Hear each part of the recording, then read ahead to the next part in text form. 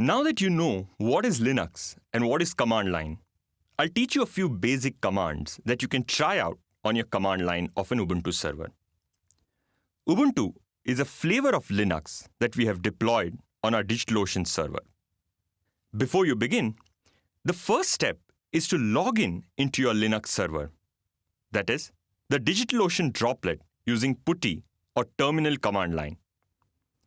The process is also known as SSH. We have learned earlier on how to SSH into a Linux server. Now let's try a few commands. The first command we will be executing is the date command. On your terminal, type the word date, D-A-T-E, and then press enter. This displays the current system date and time, including the day of the week, month, time zone, and the year. Note that the time shown will be for a particular time zone. Example, in my case, the time is the UTC. You will have to convert it to the suitable time zone of your location like PT or IST to know the exact time relative to your current location. Next, we'll try out the command hostname -i. So on your screen, you type hostname, HOSTNAME, space, minus or the hyphen sign, followed by the letter I in uppercase. Remember, the I is in uppercase. And then press enter. This will show you the IP address of your server. This is the same IP address we use to log in into the Linux server. Now, we will try the command free. On your screen, type FREE and then press enter. This will show you the free memory space available on your Linux server. Now let's say we want to know the files and the folders available on our Linux server. In a GUI-based system, we can visually see all the files and folders. If you want to see the same in command line, then there is the ls command for it. ls is the short for list. On your screen, type the command ls and then press enter. It will list all the files and the folders on your Linux server. But wait, what happened? This command did not return anything back or no value was shown. Actually, that's correct. Since we have not yet created any file or a folder on our system yet, it's of course not going to show you anything. So, let's do the next step of creating a folder on our server. Before we get into it, remember that on a Linux system, a folder is known as a directory. During this training henceforth, I will refer to folder as a directory. The command for creating a folder or a directory on a Linux is mkdir. Mkdir is actually a short for make directory. Simple to remember, right? So now, on your terminal, type sudo, sudo, space, mkdir, followed by the name of the directory you're creating. Let me name my directory as test. Hence, the command I've typed on my screen is sudo space mkdir space test. In case you want to name your directory anything other than the test, then you may do so. However, for this training, I suggest you to keep the name as test since it is used as an example all throughout the training. Now, press enter. This must have created your directory. Can you guess how you can check if the directory is created? If your guess is the ls command, then you're absolutely right. Just type ls on your screen and then press enter. It will now return the name of the directory you've just created. If your directory that you've created is test, then of course, it will show test on your screen. Now, how do you go inside a directory? The command for this is cd. cd is actually a short for change directory. Just type the command cd followed by the name of the directory you want to enter into. Then press enter. Now, to check for the files and directories inside this directory, you can again type ls and press enter. Since we have not created any file in this directory so far, it will not return any value. So, let's create a file inside this directory. For this, we shall use an application called as Nano. Nano is a file editor like the text editor available on your Windows or on a Mac. You can write any content or edit the content of a file using Nano. To create a new file, the command will be sudo space nano followed by the name of the file you want to create. For example, let us say the name of my file is demo.txt. I'm using the .txt extension because it's a text file.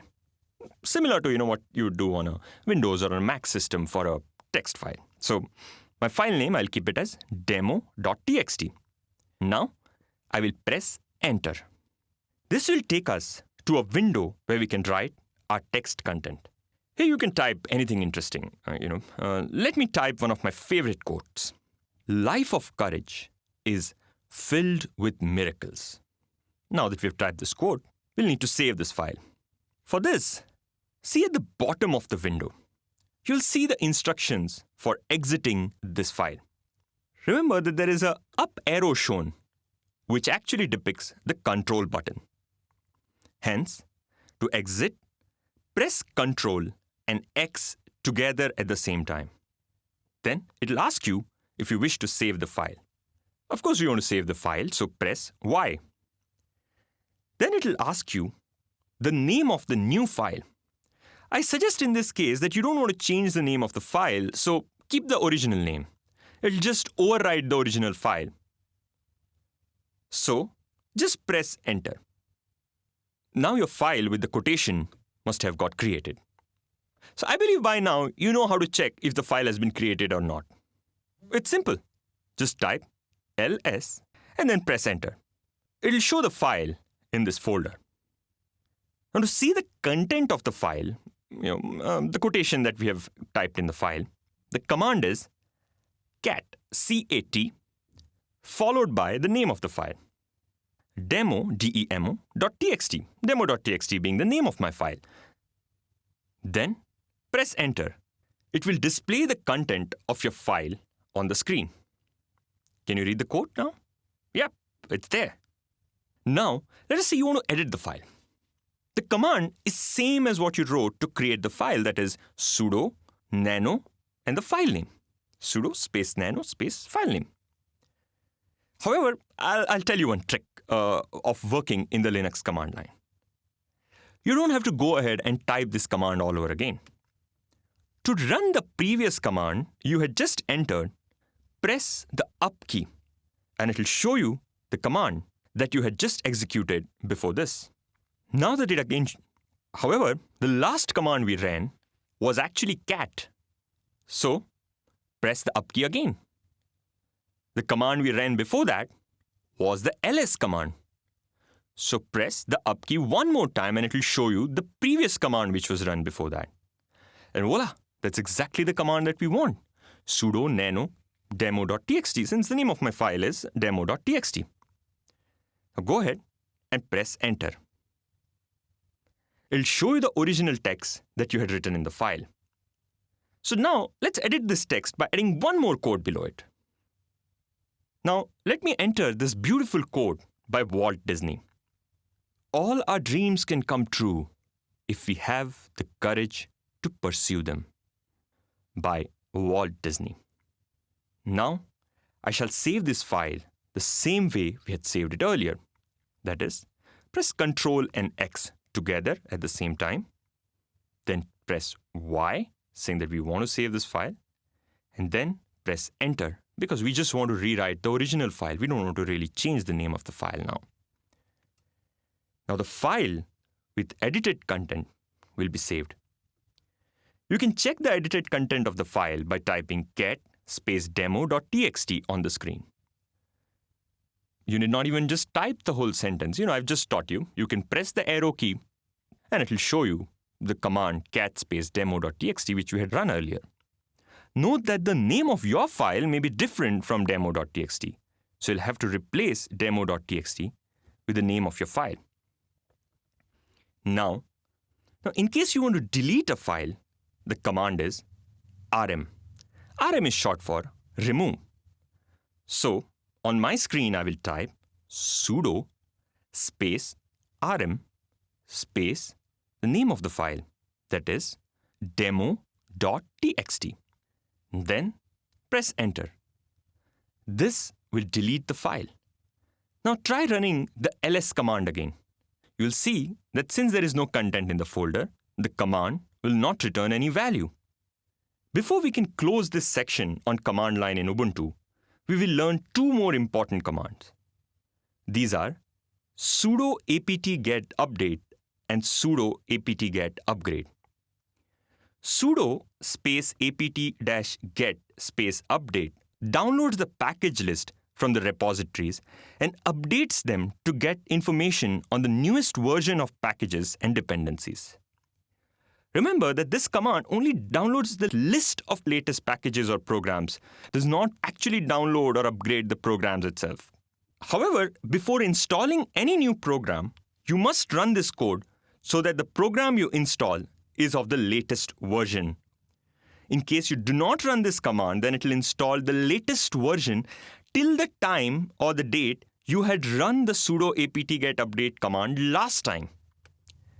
So go ahead and try running this command now. Type sudo space apt-get space update. Then press enter. However, now, what if you want to install the latest version of all the softwares that you have on your Linux server? Then the command is sudo space apt-get space upgrade. So on your screen, type sudo space apt-get space upgrade and then press enter. It may ask you if you wish to proceed. At that point, type Y to select yes. In case it shows you an additional menu, don't worry, just go ahead and select the default option offered to you. That's it. It was a pretty long tutorial to take you through some of the basic commands for Linux. However, this was important because we're going to use these commands in the next coming sections. If you have learned these basic commands well, then I'm sure you'll be able to go through the next training sections quite easily. And if you've learned these basic commands well, I'm sure you'll be able to go through the next sections quite easily.